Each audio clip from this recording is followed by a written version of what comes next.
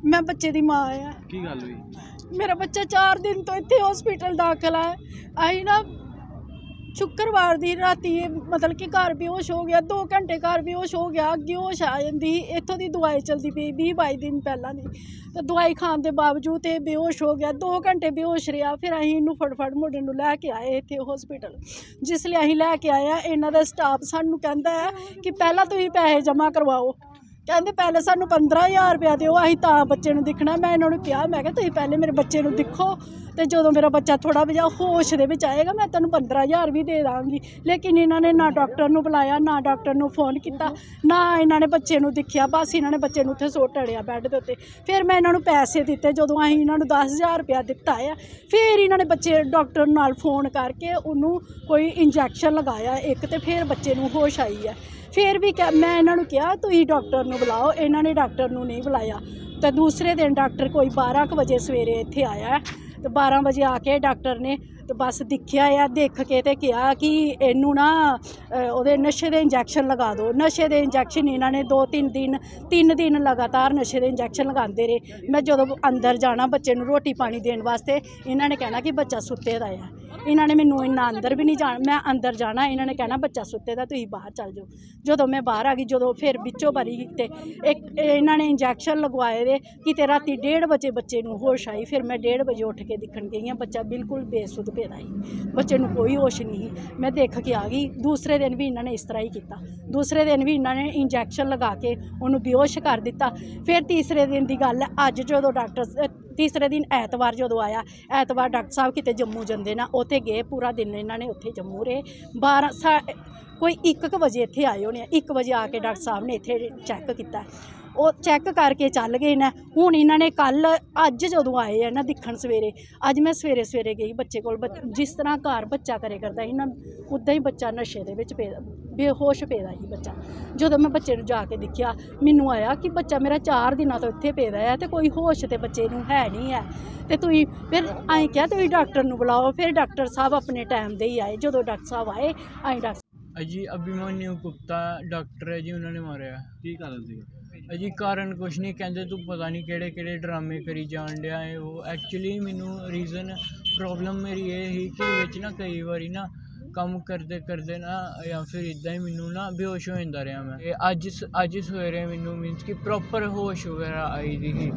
तो डॉक्टर वगैरह ने पूछा की हाल चाल है, मैं भी कहता ठीक है। तो अचानक ना मेरी दीदी शाम नू कि कोई दोपहरी कोई ना मेरे वास्ते ना दलिया खिलाने वास्ते लैके आए। तो मैं बड़े रमान ना दलिया खा लिया, तो मैं अपने लो सो गया। मैं सो गया तो ना मैं ना सुत्ते दा ही डॉक्टर आए, तो डॉक्टर ने ना मैनू बड़ा मारिया।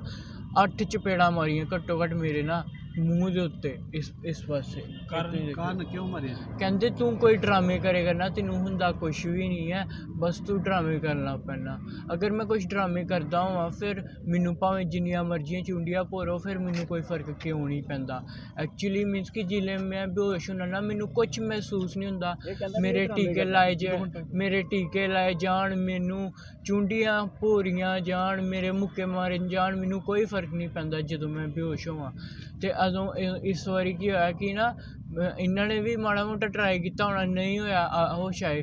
तो डॉक्टर ना मेरे बैड के उत्ते चढ़िया, उन्हें मैनू इन्ना मारिया 8 चपेड़ा मेरे उन्हें ना पहले मारियां। तो फिर ना मेरे हत्थ से ना इस पासे तो चलो नहीं ड्रिप लगी दी ही, सज्जा हत्थ मेरा ठीक ही।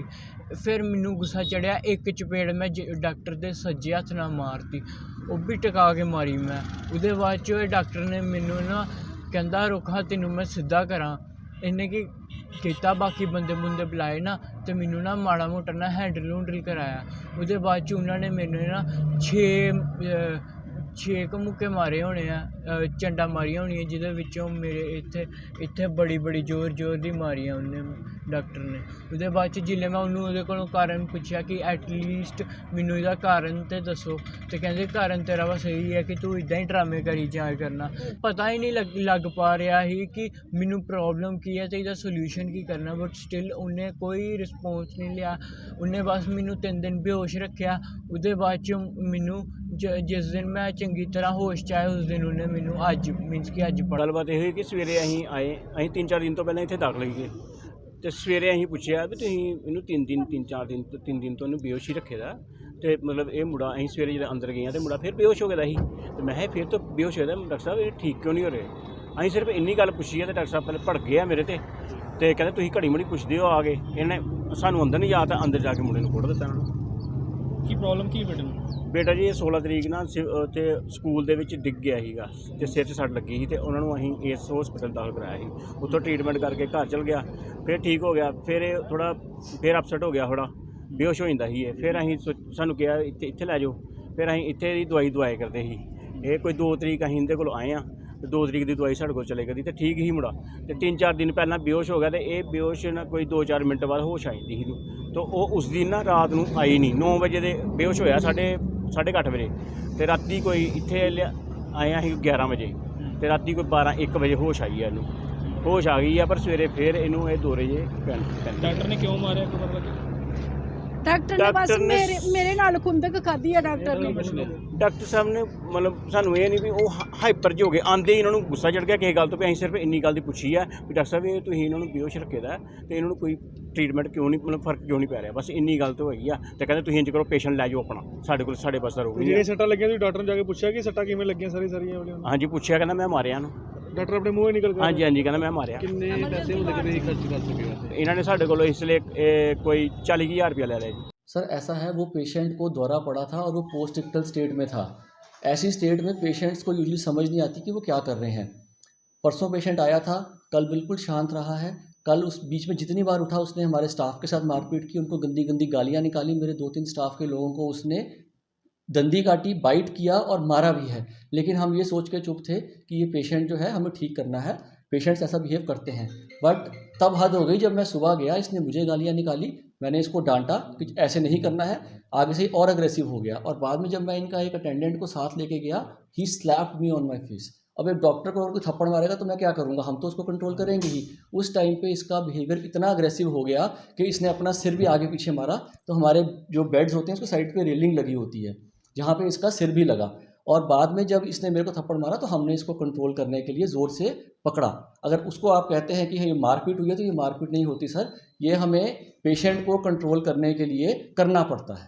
अगर हम ये नहीं करेंगे पेशेंट इतना अग्रेसिव होगा कि वो हमारे पे और मारने को आएगा। तो हमें इतना करने के लिए उसको उस टाइम पे सिचुएशन कंट्रोल करने के लिए हमें इस चीज़ को करना पड़ा। हमने उसको पकड़ा ज़ोर से पकड़ा ताकि वो एकदम से और अग्रेसिव ना हो और हमें मारे ना।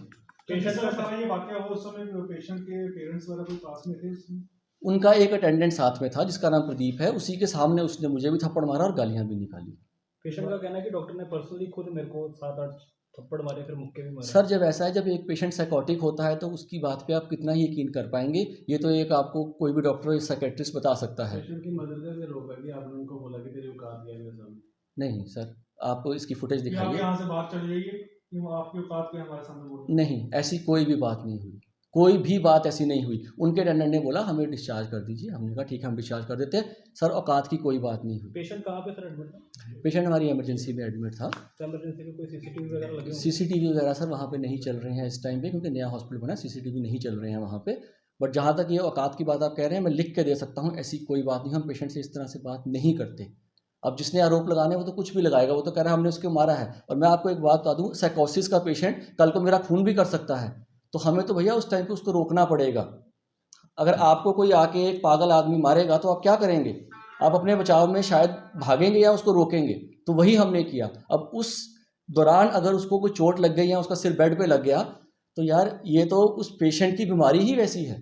एंड आप उसका एक मेंटल चेकअप करवा लीजिए, आपको पता लग जाएगा। ही इज़ इन एक्यूट साइकोसिस। और उस केस में मुझे भी खतरा था, मेरे स्टाफ को खतरा था, इसीलिए हमने उनको बोला कि हम इनको रेफ़र कर रहे हैं कि साइकेट्रिस्ट के पास अमृतसर ले जाइए, सिविल हॉस्पिटल ले जाइए, जहाँ पे शायद इसको बांधना तक पड़े। मैंने ये भी कहा था उनको।